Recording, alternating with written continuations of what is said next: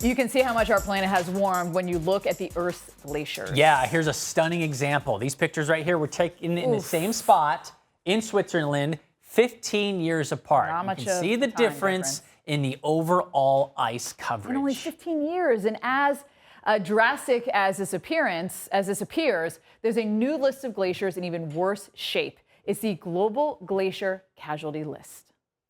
The reason that we're putting together the glacier casualty list is because we're seeing the continuation of massive amounts of melt to the world's glaciers.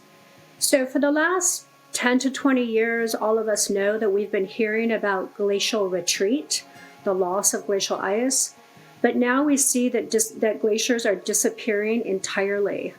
So in 2019, we actually organized a memorial for Ökjökull, a little tiny glacier in Iceland that had fallen to climate change.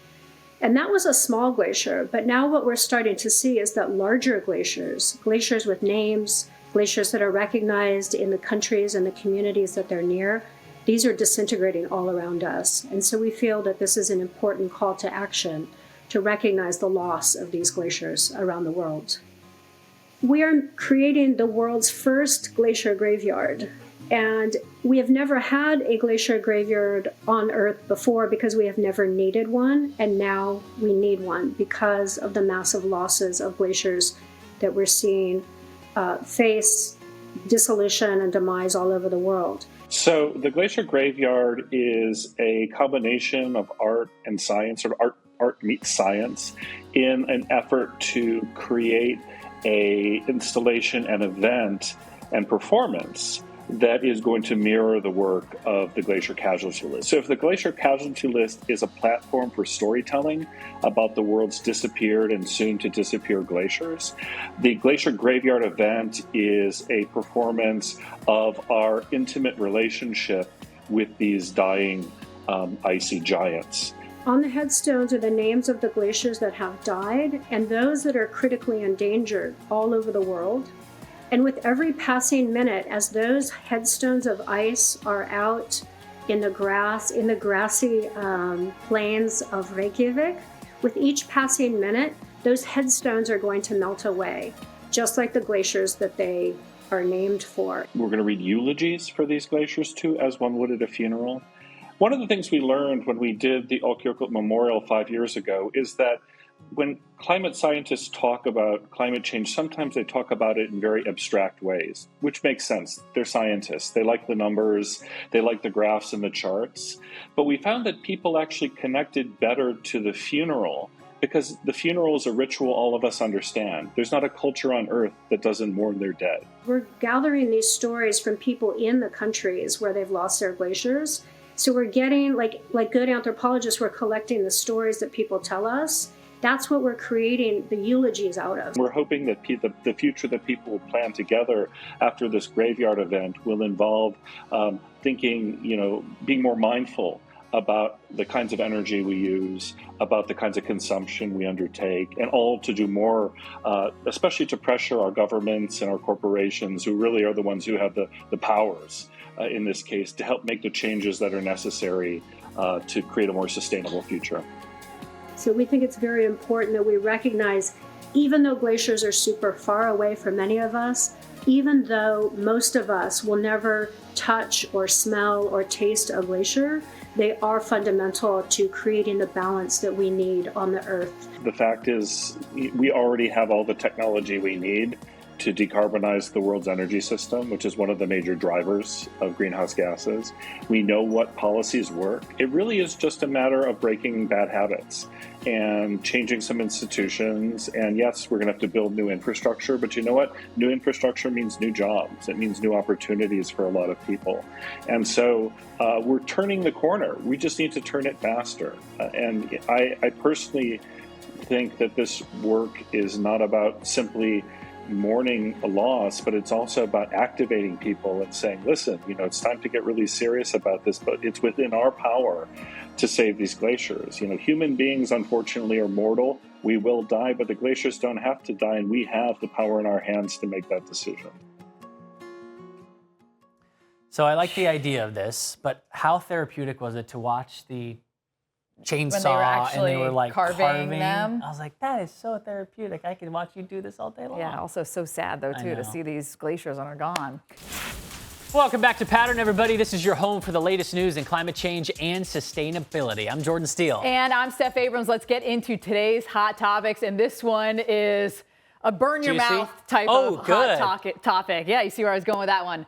Starbucks' new CEO is coming under fire for his commute to and from work. That's because it's over 1,000 miles. Brian Nickel lives in Santa Ana, California, while the company's headquarters is in Seattle. To get back and forth, Starbucks is letting Nickel use the company jet. Well, isn't that convenient? This unusual commute, of course, spread on social media, and people had a lot to say, mostly about the coffee giant's stance on sustainability and how it doesn't really add up with the emissions that will come from their CEO's flight to the office. So our team did some calculations. We got out the notebook. Yes, get out the notebook here. Let's say he makes one round trip per week. From the Santa Ana airport to the Seattle-Tacoma airport. That's nearly 2,000 miles. If he does that every week for a year, that adds up to a little over 100,000 miles. And we're talking on a commercial flight. Sure. Right? Okay, so on a commercial flight, that would create over 88 metric tons of CO2 emissions. But according to carbonfootprint.com, he's flying private. So we got to type the numbers into that. So according to the European Federation for Transportation and Environment, private jets can be anywhere from 5 to 14 times more polluting than commercial flights. Right, because fewer people are on them, makes sense. Add all that up here, and what that means is that it comes out to 441 metric tons of CO2, and the real takeaway is that's about 96 cars make in a year. So he probably should have just moved his family up to Seattle to take the job. Move or use, do digital video conferencing, which you probably will do. Something like, or move. Like, he's getting paid. In a lot of beans. Right.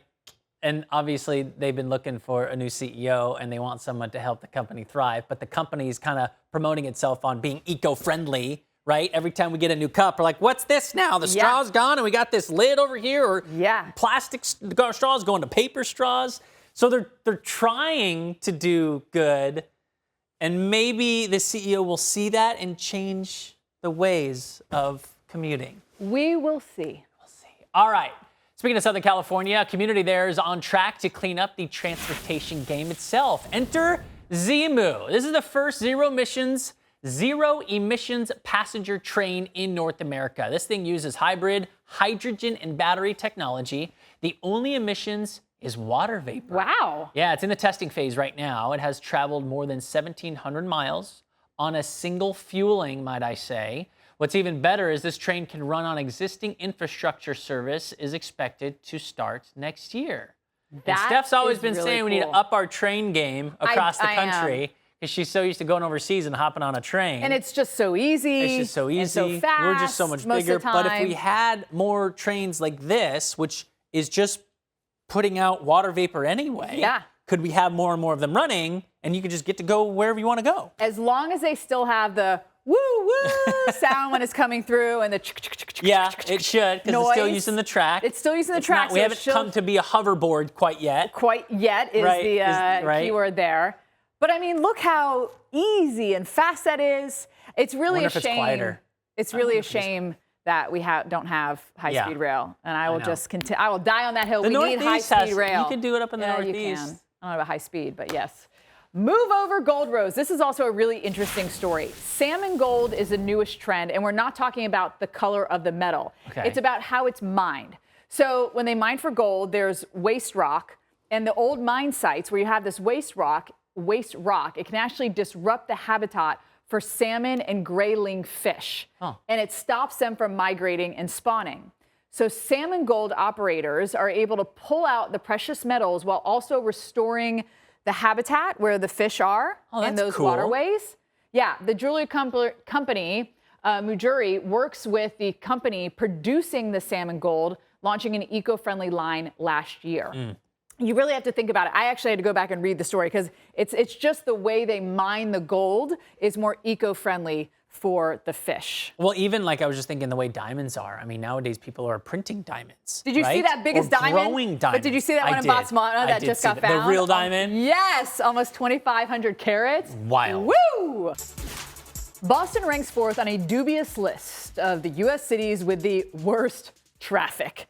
The 2023 report says the average Beantown driver spends the equivalent of 3.5 days just sitting in traffic every year. Oh, and it's the worst, right? Now, 2 Bostonians have a solution to keep people moving via the Charles River itself. And it's got the most Boston name ever. Give it to us, Jordan. It's the HOPPAH. All right, we need to know if we gave it its due with that. So we have founder Drew Roller joining us now with more on what we're calling the HOPPAH, which is the water hopper, I'm assuming, but right? We're not from Boston. We're not from Boston. Say it okay? HOPPAH. There we go, HOPPAH. So how did you guys come up with the concept of this thing? Somebody gave me Red Sox tickets in Boston, said, if I give these to you, don't screw it up. You got to show up. And I said, okay, I promise you I won't. And ordered an Uber, had a couple friends over to my place a little bit beforehand, ordered an Uber. Guy didn't show, well, he showed up at the last second, then he canceled and tried to reorder it so that it cost more money. Oh, jeez. But we ended up defaulting on that and going down to the river to catch the bus, and the bus just never showed up. And so I had to listen to my buddy give me grief for the next 6 months. Oh, no. So I was walking to the garbage can with these beautiful Red Sox tickets. I noticed this dock in Watertown, and I just wondered, why isn't there a boat there that could take me to Fenway? And then it just kind of... Okay, so let's talk more about the HOPPAH service. What is the ferry that you use to plan, and where will it be able to take you? So we're in Boston. So the goal is to create an all-electric, wakeless, shallow draft water shuttle, which will be the first of its kind in the United States. It'll go inland from Watertown, Mass, all the way to TD Bank North Garden down in downtown Boston. Make stops along the way, including Kendall Square and Cambridge. So we want to create a service that's in clean inland marine transportation to be able to get people off of roads, to be able to give them a better experience, and more importantly, cut down on CO2. Love it. And I love the story of how it came to be. But, let's put this thing into action. I'm sure you've told friends, family, like, gosh, this is such a great idea. Do you really think it'll make a dent overall with traffic and emissions? So absolutely. Everything new, a new innovation like this, you have to start somewhere. So you have to start with a pilot boat. But a pilot boat, because they take 40 people, that would transfer somewhere between 400 and 640 people a day that would normally be in their car sitting in traffic. And 400 to 640 doesn't really sound like a lot, but if you put them next to each other in line, it would be several miles long. So the idea that amount of people in a single day would be the equivalent of about 19,200 monthly or 230,000 annually with one boat. And on a CO2 level, that same amount of people who would normally have been in cars, which would now be on the boat, a clean boat, would be about 1.3 tons of CO2 saved every day, with the boat just going back and forth only 5 times. Wow. And that's one boat. That's one boat, hopefully right? You'll have all the boats. several. Yeah. The goal is to scale up a little bit. Nice. Do you think that you'd be able to run this during the winter as well? Good question. Oh, absolutely. It's an all-season boat. It's got heated seats, AC. It's completely enclosed, even though it has outdoor space. If you want to sit and work on it, plug in and go back and forth to Boston, it's meant for all season. As long as there isn't ice on the Charles River, and if there is, we'll just pause services for a day or so. We'll be going back and forth. How are you getting funding for this, and when do you think it'll be operational? We're looking at Memorial Day next year as the goal for boat one. Myself, my team here in Boston, we have several different ways that we're looking for capital. There's state clean energy funds. There's the private side of things. There's also federal electric water shuttle grants that we're pursuing. So we're just trying all of them. And the boat itself would only take 8.5 months to make, because we're ready to go and optimize for the making of it. Whereas other water shuttles out there that you would make, which would be steel or gas, like old school tech, would be somewhere around 3 to 4 years. Well, I'll tell you what, Drew, we are out there in Boston often, the Weather Channel, Yes, so we'd we love are. to follow up and see the progress. You want to come out? Yeah, we take a wish you ride on the WADA success. HOPPAH. Drew Rollert, founder of WADA HOPPAH. Thanks, man. Thank you. Thanks, guys. We're Have a just good gonna day. say WADA HOPPAH. Yeah. That's just a fun word to say. I'm telling you what, we go to Boston often, whether it's a winter storm or a tropical entity offshore. We're going to see that thing going down. We're like, remember when we showed you that on Pattrn? And like you said, the story, how it came about, that's how so many, innovations and new ideas Can you imagine come being in about. that position? You're trying to get to a game, you have tickets. I would have just jumped in the Charles and started swam there. swimming. Yeah.